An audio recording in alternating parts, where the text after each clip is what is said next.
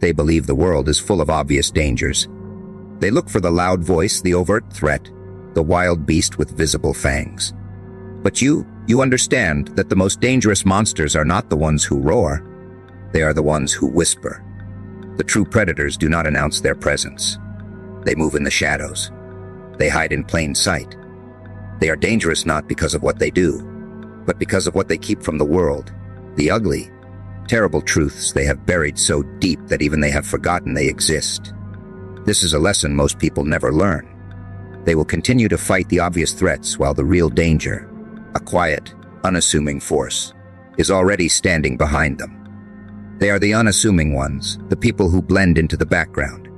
They are the ones with perfectly polished lives, who never raise their voice, who never cause a scene, whose past is a blank canvas with no visible blemishes. They present themselves as a model of normalcy and calm, a placid surface covering a churning, destructive abyss. This placid exterior is a masterful disguise, a camouflage that allows them to move through your world unseen, to gain your trust and your confidence without ever revealing their true nature. You see a partner, a friend, a coworker, but you do not see the poison they are holding, the knife they are hiding behind their back. Their normalcy is the most dangerous part of them. Their hidden nature gives them an insidious power. They move without being seen. They manipulate without being caught. They can hurt you from a distance, with a poison you cannot even identify, a quiet sabotage you cannot trace back to its source.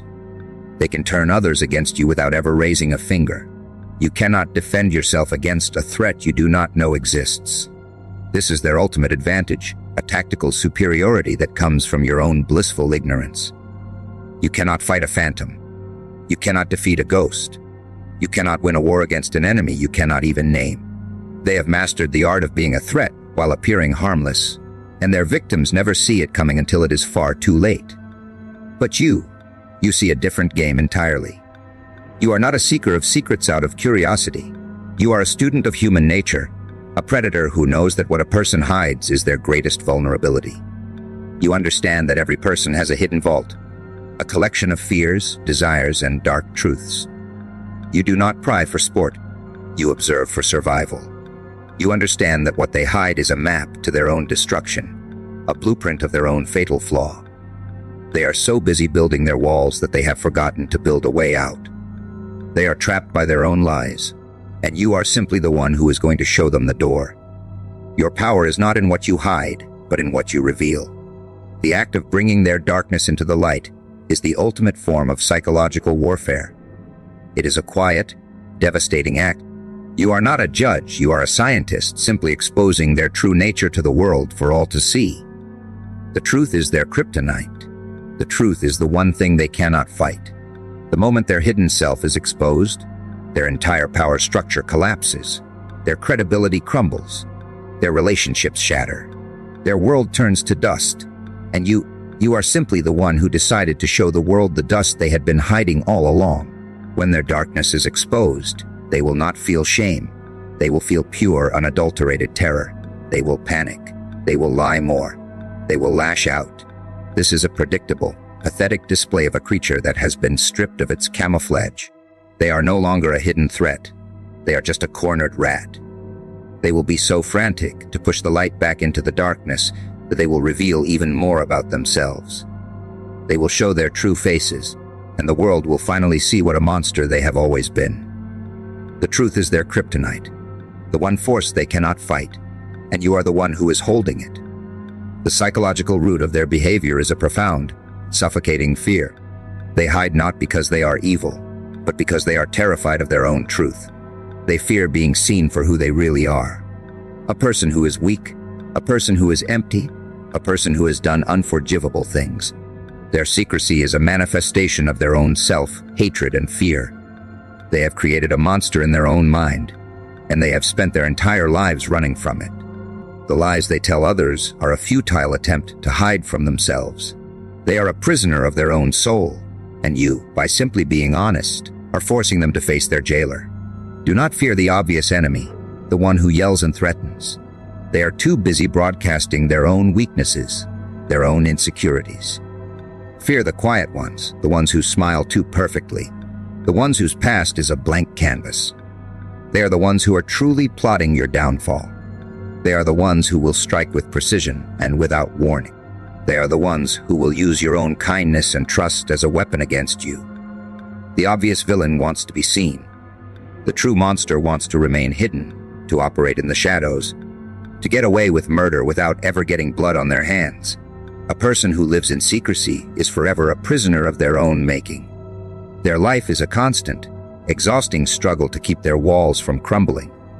They can never truly rest. They will always be looking over their shoulder, always wondering who knows what. They are a ticking time bomb of their own design. And the only question is when, not if, they will detonate. Their life is a continuous state of quiet, simmering panic. They are the architect of their own misery, and they will live out their days in a prison of their own lies. You sit there, across the table from them, and you smile. You listen to their words, the carefully chosen pleasantries, the little jokes, the half-truths they use to keep the conversation flowing. You see them as a person, a friend, a partner, an ally. But what if you knew? What if you had access to the entire blueprint of their motives? The unseen map of their intentions, the little lies they tell themselves, the selfish desires they hide even from their own conscience. What if you knew the entire plot they've been unfolding since the day they met you? They believe you are ignorant, that you are a blind player in their game. But if you could see the whole script, you would get up from that table without a single word and never speak to them again. That's the most terrifying truth of all, that the person you trust the most is a monster you simply don't have the context to understand. They are all actors, aren't they? They are all performing a role. They have a public-facing script they follow, a series of lines and actions designed to portray them as a good, kind, and trustworthy person. They are so good at this performance that they have convinced themselves that it's the truth. They do not see their own duplicity. They have compartmentalized their lives so expertly that the person who smiles at you is a completely different entity from the one who plots their own gain in the shadows. This is a fragile illusion, a house built on nothing but a foundation of their own self-deception. If you were to shine a light on the entire stage, you would see the dusty props, the flimsy backdrops, and the cold, unfeeling machinery that makes the whole show run. And the show, you would realize, was never about you. It was always about them. The betrayal is not the act itself, it is the entire backstory leading up to it. The betrayal is the quiet, internal calculus they performed, the weighing of your worth against their own selfish desires. The betrayal is every fake smile, every insincere compliment, every moment of false intimacy that was just a tool to get them closer to their goal. They didn't just decide to harm you in one moment. They spent months, maybe years, slowly and meticulously building a path towards that decision. They are not a person who suddenly chose to hurt you. They are a person who has always been willing to, a person whose entire friendship was just a series of stepping stones to their own advantage. This is the truth that would make you sick, the knowledge that every moment you cherished was just a scene in their plan. Their plot is not some grand, theatrical conspiracy. It is a series of tiny, incremental deceptions. The little white lies they told, the way they spoke about others when they thought you weren't listening, the subtle ways they would undermine you or use you to get what they wanted.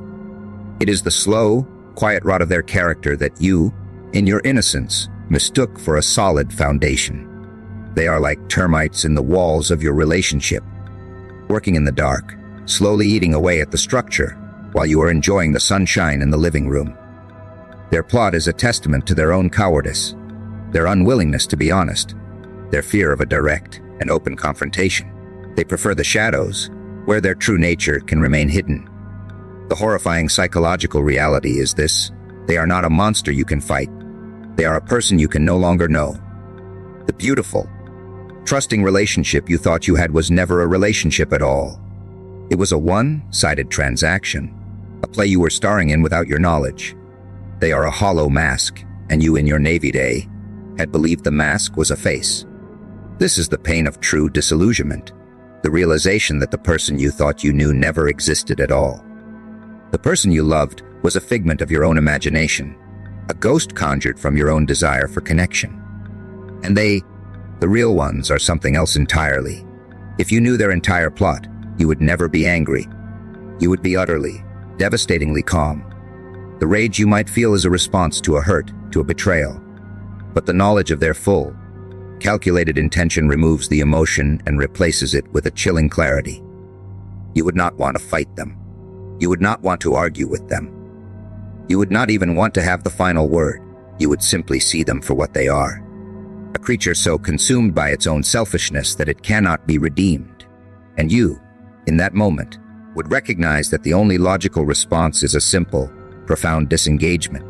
You would not be losing a friend, you would be gaining your freedom. Their entire life is a series of plots. They are not a person who is acting. They are a person who is constantly acting. Every interaction is a game, every conversation a negotiation, every relationship a transactional arrangement, designed to get them closer to their ultimate goal.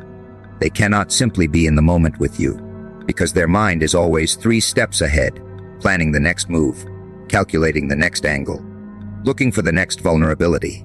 They are a prisoner of their own strategic thinking, unable to experience a moment of genuine, unfiltered joy. They are a living, breathing chess player, and you are just a piece on their board. This is not a story about you being broken. This is a story about you being set free. They have done you the greatest favor they could have ever done. They have shown you a brutal, unvarnished truth about the nature of humanity, a truth that most people go their entire lives without seeing. They have given you the eyes to see through the flimsy masks of others, the ears to hear the subtle, silent plots being hatched in the shadows. Your new vision is a power they can never comprehend, a terrifying clarity that will protect you from future deceptions. Their plot was designed to hurt you, but in the end, it only made you stronger. They will continue to live their lives in secrecy, in plots, in silent betrayals. They will find new victims, new pawns, new people to manipulate for their own gain. They will never learn their lesson. They will never stop. They are a creature of habit, doomed to repeat the same pathetic cycle, until they are left completely alone, surrounded by the hollow spoils of their conquests. They are the architect of their own misery, and they will live out their lives in the prison of their own lies. But you are no longer a part of their story. You are no longer on their chessboard. You are a free agent, a rogue element, a person who has seen the truth and is now unbound by their pathetic games. They will continue to act out their little plots, unaware that you are no longer a part of the audience. They will go through the motions of their deception, forever waiting for the reaction that will never come. And you will be living a life of true, unburdened freedom. A life they can only plot about but will never, ever be able to experience. They believe their words are a fortress. They are so arrogant in this conviction, so sure that their carefully chosen phrases and their perfectly practiced lines will shield their true selves from the world. They think a clever turn of phrase can hide a lifetime of malice, that a simple apology can undo an act of profound selfishness. Their words are what they want you to believe, a flimsy disguise they use to present a version of themselves that is noble and kind and trustworthy. But you understand that words are the weakest part of a person's defense. They are a tool for deception, a meaningless sound that can be altered to fit any occasion. The real truth, the brutal, honest, unvarnished truth, is found in the subtle, unspoken currents of their energy. They are the masters of the lie, the perfect talkers. They will tell you everything you want to hear. They will whisper promises of loyalty and dedication, of a bright future where you are the central, cherished part of their world. They will use the right words to convince you, to disarm you, to lull you into a false sense of security. They believe their performance is flawless, that their script is so well written it cannot fail. But a brilliant script does not make a great actor. A flawless line can be delivered by a rotting soul. And while you are listening to their beautiful, poetic lies, you are missing the simple, devastating reality of what their body is telling you. Most people are so desperate to believe the beautiful story they are being told that they ignore the little signals, the red flags, the quiet inconsistencies that scream a different truth. They are so in love with the idea of a person that they ignore the person who is actually standing in front of them. They ignore the little twitches, the sudden shifts in their eyes, the subtle change in their voice's frequency. Their trust in a beautiful lie makes them easy prey. They allow themselves to be led, blindfolded down a path of deception, because it is more comforting than the brutal clarity of a difficult truth. They believe in the mask more than the face, and that is a mistake that will inevitably, painfully, cost them everything. But you are different. You are not a seeker of pretty words or a listener of sweet nothings. You are a seeker of truth. You are a predator who understands that a prey animal's stillness is often the most dangerous sign. You have trained yourself to feel the subtle vibrations, the undercurrents of their true intentions. The cold, hard reality hiding just beneath the surface. You do not just hear their words, you feel their frequency. You do not just listen to their voice, you listen to their heart rate. You are a master of reading the things they desperately wish to hide. You know their true nature not because they showed you, but because they tried so hard to hide it. And this is what that energy really is from a villain's perspective. It is not some spiritual, unquantifiable thing. It is a combination of subconscious tells, a living, breathing confession. It is the way their hands clench when they're trying to appear relaxed. It is the sudden tension in their shoulders when you get too close. It is the fleeting fear in their eyes when they feel you are seeing too much. It is the truth trying to escape their lies, a silent scream that is far louder than any word they could ever utter. Their mind can create a fiction, but their body, their nervous system, their very soul cannot lie. It is a force of pure, honest, beautiful chaos. The moment the words and the energy clash is a moment of profound clarity. It is a moment of pure, unadulterated truth. They are telling you they love you, but their energy is recoiling from your touch. They are promising loyalty, but their hands are clenching into fists beneath the table. They are telling you they are happy for your success, but their voice has a slight, imperceptible strain of envy. This is a moment of a beautiful, devastating honesty laid bare. You are no longer hearing a story, you are witnessing a conflict. You are seeing the real person fighting the fake person, and you know, with a chilling certainty, which one is going to win. When you learn to listen to the energy, you have an immense psychological advantage. You are no longer a blind participant in their game. You are a spectator, watching their frantic, pathetic attempts to convince you with their words while their bodies scream the truth. You know their weakness before they even know it themselves. You can anticipate their every move. They think they are the one in control, weaving their web of lies, but you are the one who is truly in charge, simply by watching them so closely. They are a book you have already read, a game you have already won, and they are not even aware that they have lost. Do not trust what they say.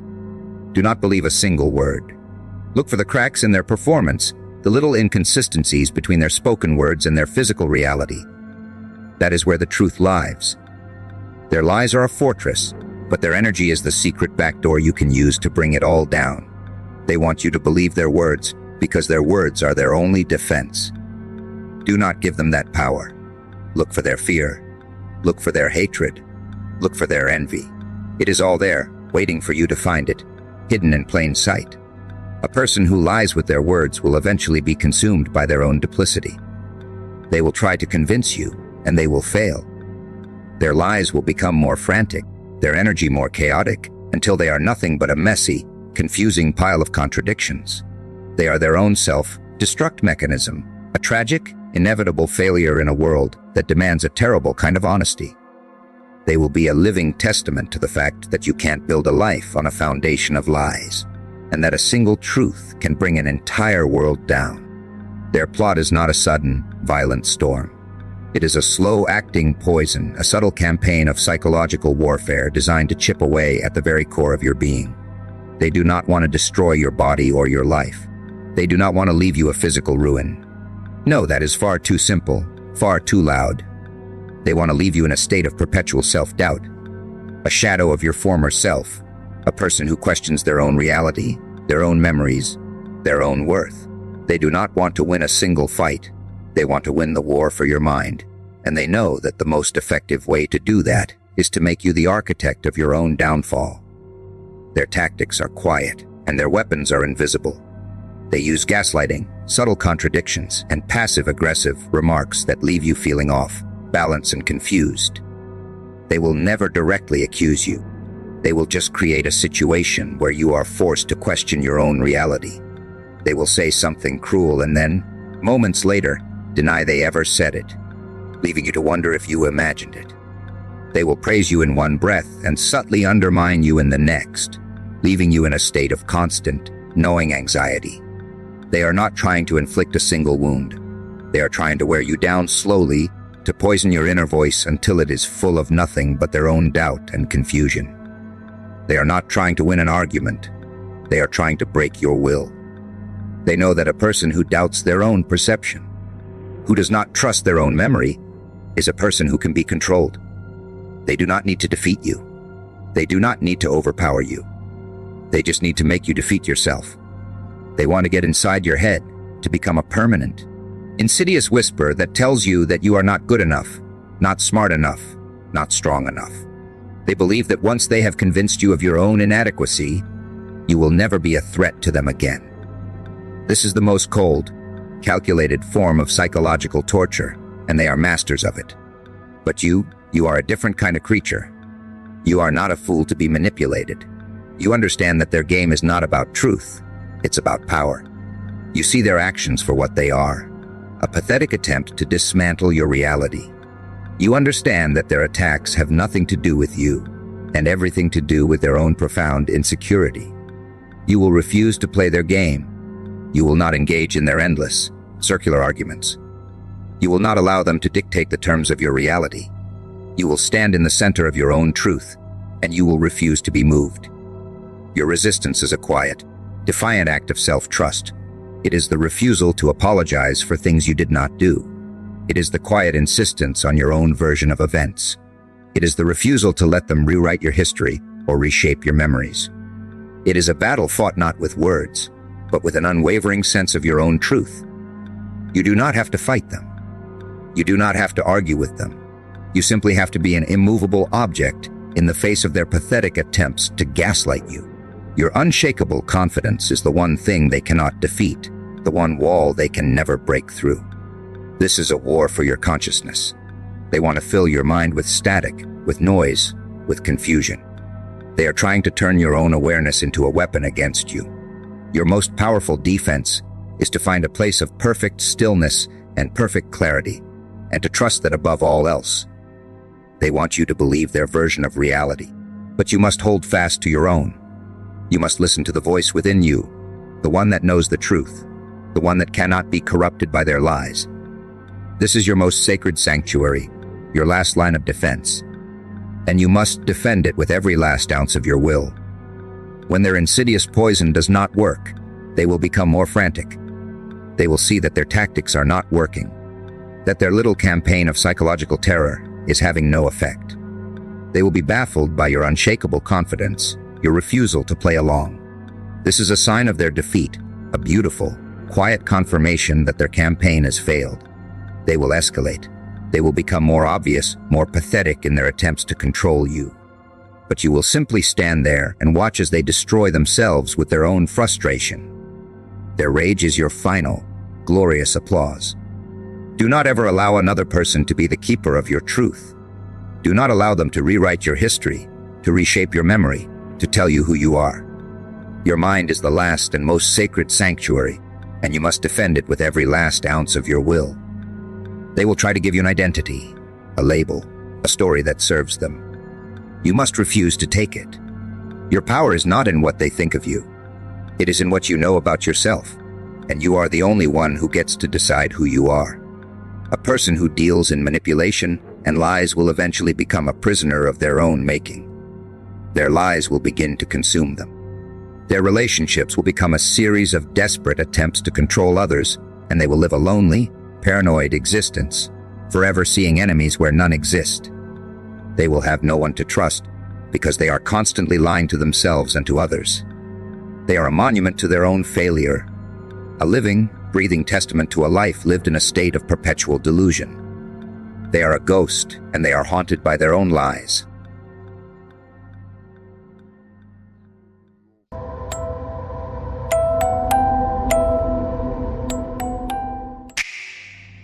They thought cheap meant clever. They believed cutting corners was a sign of resourcefulness, that underhanded moves could disguise the absence of true skill. They never understood that mastery has nothing to do with shortcuts. A master can play slow, patient, almost invisible until the moment their move is made. They relied on flash and noise, the kind of tactics meant to distract the untrained. You stayed quiet because you were not here for noise. You were here for checkmate. In their world, playing cheap meant conserving effort. In yours, it meant wasting potential. They sprinted to small victories while you rearranged the entire board without saying a word. They measured wins by applause. You measured by control. That's why, by the time they thought they had won, they were already surrounded by pieces that only moved when you decided they should. The beauty of mastery is its patience. You understood that timing can make or break even the most brilliant strategy. They rushed into every exchange, desperate for recognition, needing the world to witness their cleverness.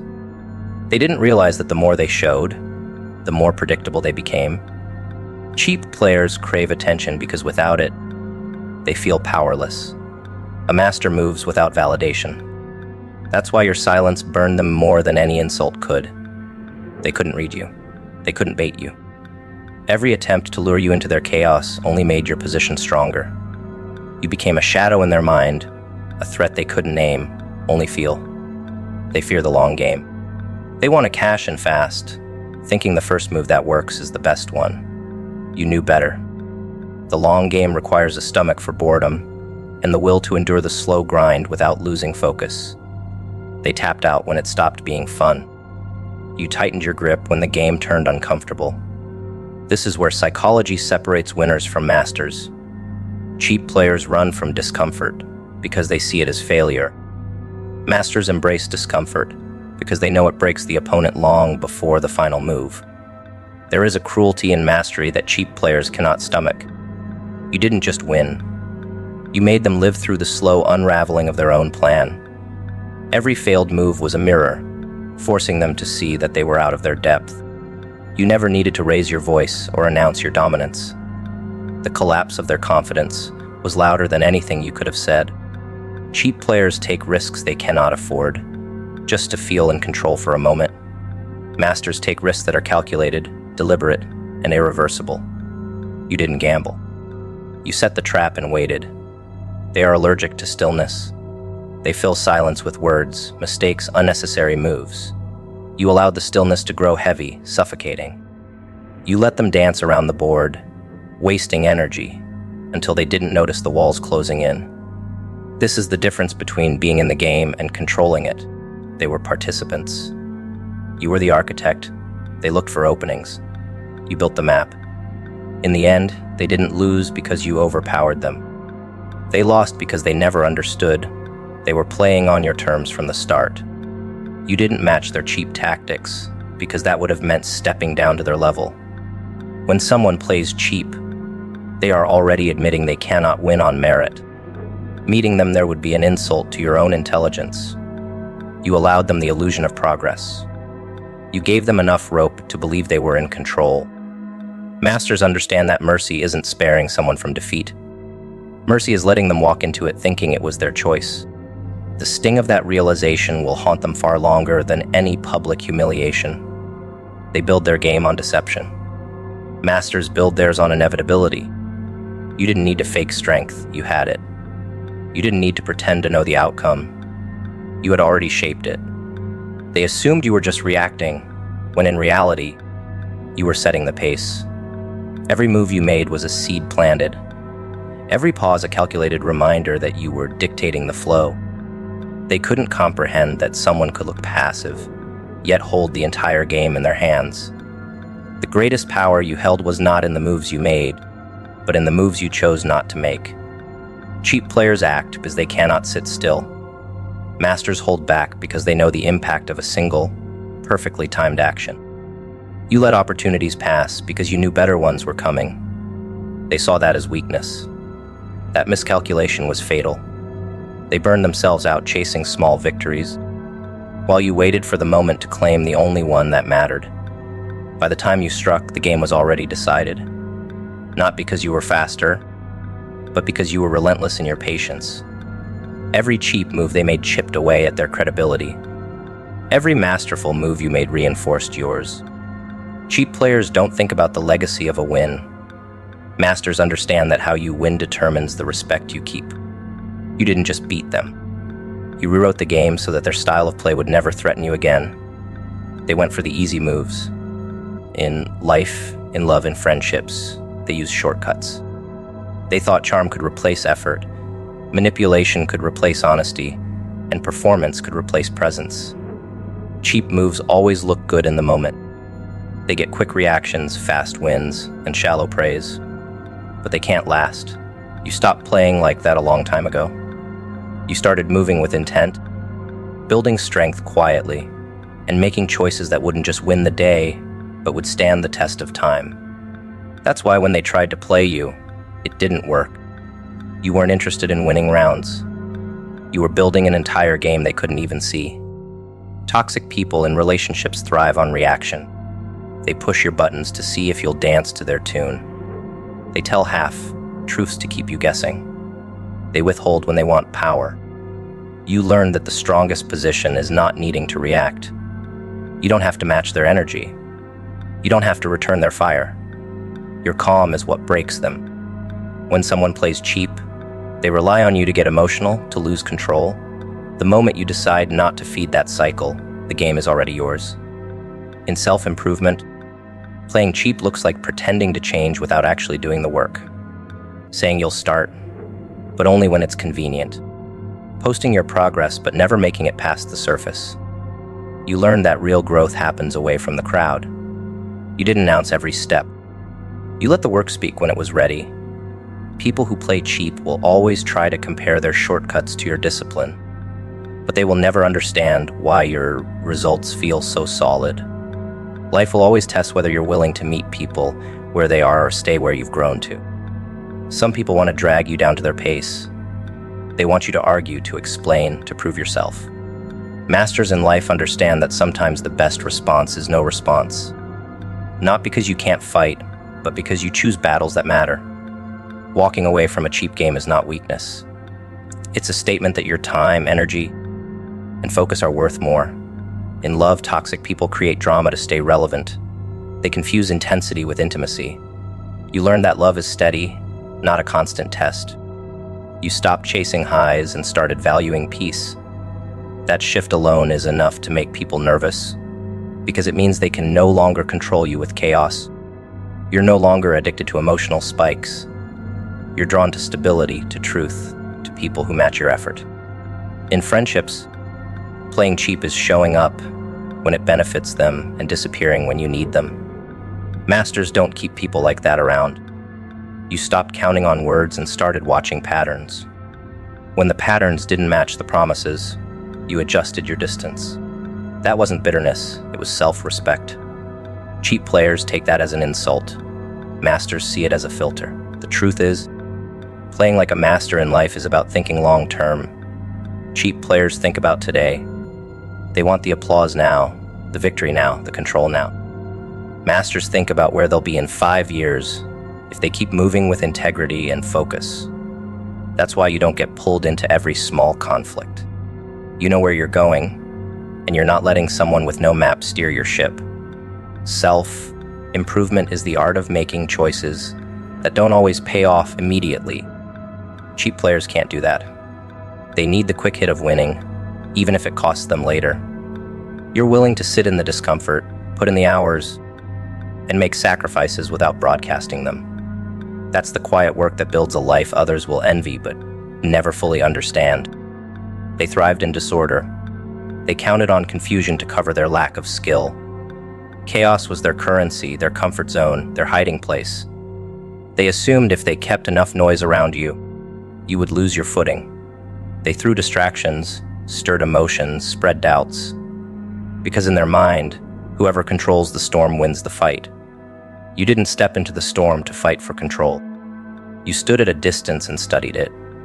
You didn't waste energy trying to shout or outspin them. You placed your energy on building something they couldn't derail. Chaos is loud, but inevitability is silent and patient. They thought you were frozen. You were calculating. They bet everything on the storm lasting forever. You bet everything on the fact that storms always pass. They used unpredictability as a weapon. One day warm, the next cold. 1 hour your friend, the next your enemy. That constant switch was meant to keep you guessing, to keep you too busy managing their moods to notice the bigger picture. But you stopped playing their short game.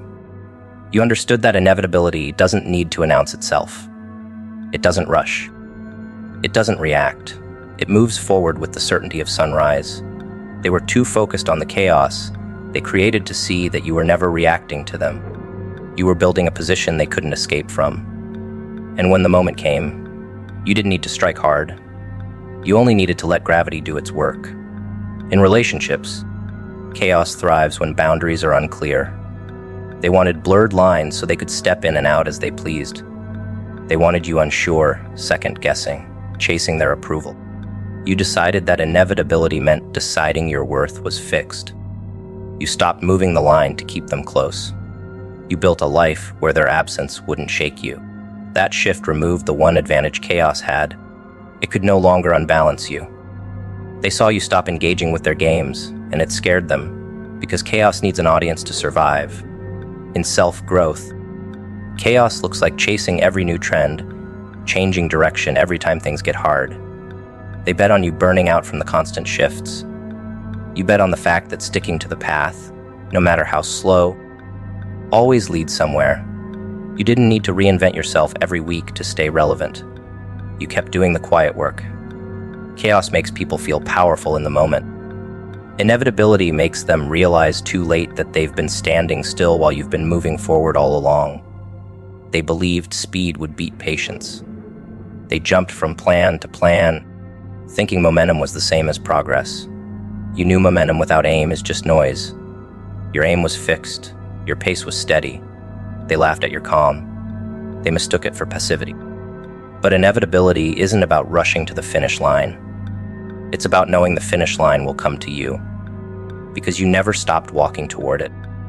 By the time they realized your consistency was the real weapon, they had exhausted themselves with their own chaos. Chaos gives the illusion of control to those who fear structure. They feared that if they slowed down, they'd see their own emptiness. You didn't fear slowing down because you were building substance. Every day you added something: skill, insight, strength, clarity. They spent their energy keeping the water stirred so no one could see the bottom. You let the water go still. And when it did, the truth reflected back at them, clear and undeniable. In life, chaos can win quick battles, but inevitability wins wars. You learn that staying grounded when others are losing their minds is its own form of dominance. They wanted to lure you into the mud where they could throw you off balance. You refused to step in. Your strength was in keeping your position, watching them tire themselves out. By the time they realized you were never going to break, they had already burned through everything they had. They assumed chaos would outlast discipline. They forgot that discipline is built to endure. You didn't need to stop their noise. You just needed to let it run its course. When the dust settled, you were still standing, and they were out of moves. That's the thing about inevitability. It doesn't need to fight for attention. It arrives exactly when it should, and when it does, there's nothing left for them to do but face it. They placed their faith in the unpredictable because they had nothing solid to hold on to. You placed your faith in the steady, in the small, in the deliberate. They thought your refusal to play their game meant you had no game at all. But inevitability is the game. It is the art of making sure the outcome cannot be escaped. And when that outcome arrived, they realized chaos was never a strategy. It was just a delay. They were merchants of smoke. Their words were polished, their promises dressed in gold, but they were empty inside. They relied on presentation because they had no foundation. Illusions are easy to sell to people who are desperate for hope or too distracted to check the truth. They built their world on temporary highs, quick tricks, and borrowed confidence. You were not in the business of selling hope. You were in the business of building it. You put bricks where they put paint.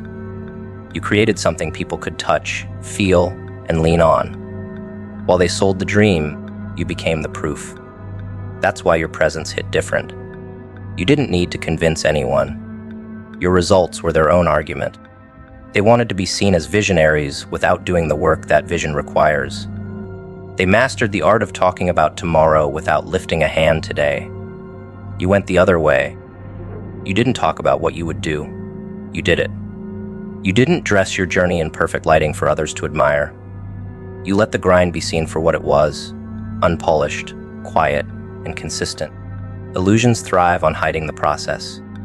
Reality thrives on enduring it. That's why they constantly chase new narratives to stay relevant, while your work stayed relevant on its own. In relationships, illusions are sold through appearances. They make themselves look like the ideal partner until you realize it was all an act. They say the right things without meaning them, offer support without consistency, and pretend loyalty until it's inconvenient. You stopped falling for that. You learned that real connection is proven over time, not promised in words. You built relationships on trust and accountability, which meant fewer people but stronger bonds. They called you guarded. You called it filtering.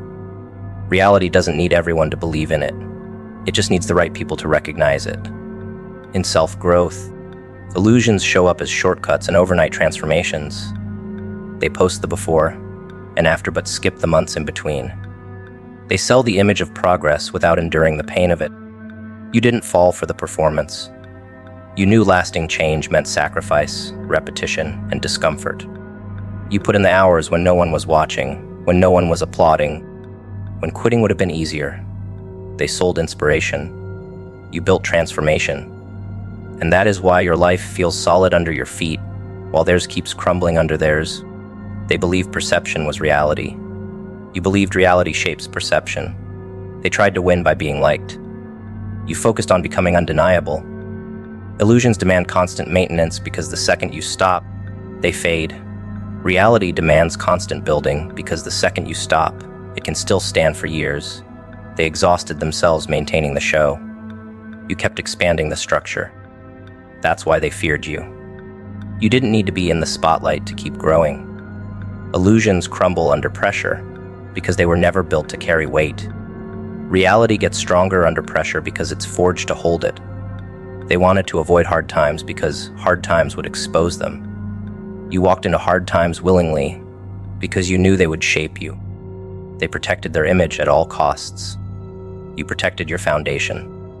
By the time the storms hit, they were too busy trying to convince the world they were fine, while you were busy surviving and winning.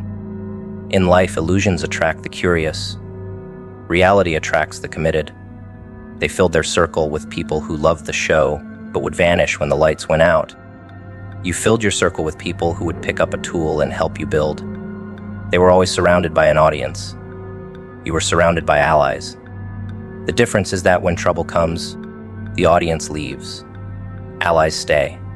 And that's why, in the long run, you always have more than they do. They wanted recognition without responsibility.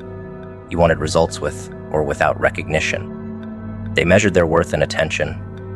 You measured yours in impact. That's why your wins lasted while theirs disappeared the moment they stopped talking about them. Illusions only work as long as people believe. Reality works whether people believe or not. They feared being exposed. You welcomed it. Exposure doesn't hurt the truth. It hurts the lie.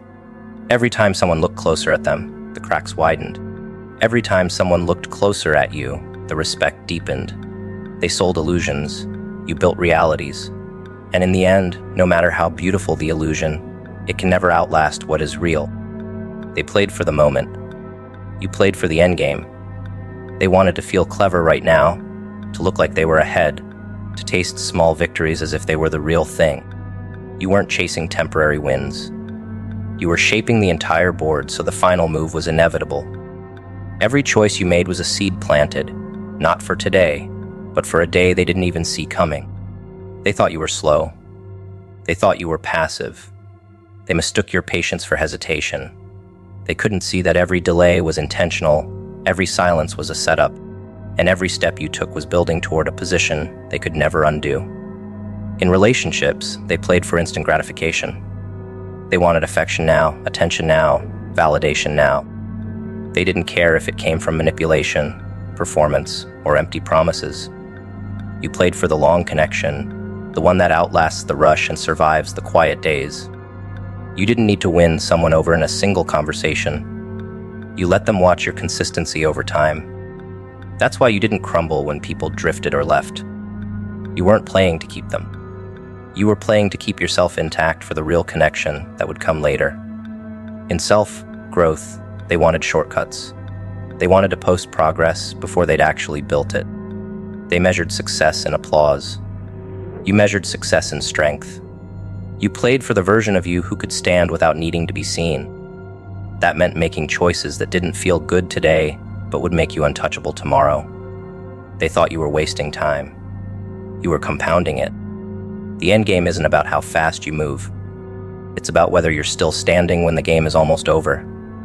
They tried to pull you into small battles. They wanted you to react, to get distracted, to waste energy proving points that didn't matter. But you kept your eyes on the larger war. You didn't care about winning arguments if it meant losing position. You didn't care about looking right in the moment if it meant being right in the conclusion. They didn't understand that sometimes letting them think they've won is the fastest way to make sure they can never win again. In life, the end game belongs to those who can sit through boredom without breaking focus. They ran from stillness because it made them uncomfortable. You leaned into it because it gave you space to think. They filled every gap with movement, no matter how pointless. You filled yours with strategy. They wanted action for the sake of feeling alive. You wanted action that changed the course of the entire story. They spent their energy on decoration. You spent yours on structure. They built to impress the crowd. You built to withstand storms. When the hard days came, their winds washed away. Yours stood firm. That's the quiet power of the end game. It doesn't matter how the middle looks if the finish is undeniable. You didn't just think about what to do now. You thought about what your actions would look like in a year, in 5 years, in 10. That made your moves deliberate. That made your boundaries unshakable. They saw only the next step. You saw the last step and worked backward. When you do that, every small choice carries the weight of the outcome you're building toward. They played to be remembered for moments. You played to be remembered for the whole story. They wanted a highlight reel. You wanted a legacy. That's why they constantly needed new victories to feel relevant. You didn't. Your relevance was already secured by the fact that the game would always end on your terms. They wrote rules with your name in the margins, so you would learn your place before the first piece ever moved. They rehearsed the referee voice, the benevolent smirk, the velvet threat that sounds like guidance. They built the board on a table they owned and told you the height was tradition. They cataloged your tells and choreographed your compliance. Your victories were to be curated into ornaments for their mythology. You were invited to participate, only so your effort could be taxed into their glory. Everyone cheered when you played the moves they predicted, because prediction feels like power to those who mistake choreography for destiny. Then you did what their handbook said was impossible. You reached into the quiet part of yourself, where permission has no jurisdiction, and you set down a move that did not belong to their language. No crescendo. No warning. Only inevitability disguised as grace. Their smiles faltered the second they realized you were not breaking a rule. You were breaking the need for rules. That is when the wood beneath the board began to hum, not from anger, from freedom. They had a plan for your anger. They had a leash for your success. They had a script for your apology. They had a pity speech ready for the day you finally cracked. Their plan did not include your refusal to play at all. You did not argue about the unfair edges. You did not demand a fair or die. You withdrew consent from the theater. It turns out the engine of their machine was never their strategy. It was your participation. Once you stopped providing friction for them to polish into narrative, their gears spun against air. Sound without traction. Heat without motion. They threw more noise into the room, as if volume might substitute for structure. You breathed like a metronome and watched gravity reassign loyalties. They were always addicted to your reaction. You starved their addiction with dignity. That was the forbidden move, not revenge, removal. They taught you to believe that escape equals surrender. That leaving the arena confirmed the lie that you could not compete. You learned a truer thing in the long corridors of solitude, where truth does not need applause. There are games that do not deserve a winner. There are boards that rot whoever stands on them too long. Walking away was not avoidance. It was surgery. You drew a clean circle around your energy, and the room mistook it for emptiness, until they reached for you and touched a perimeter they could not cross. Boundaries look like betrayal to those who feed on access. They called you cold. You called yourself coherent. Their outrage could not breach the silence. When silence has been earned by fire, it becomes a fortress that does not require walls.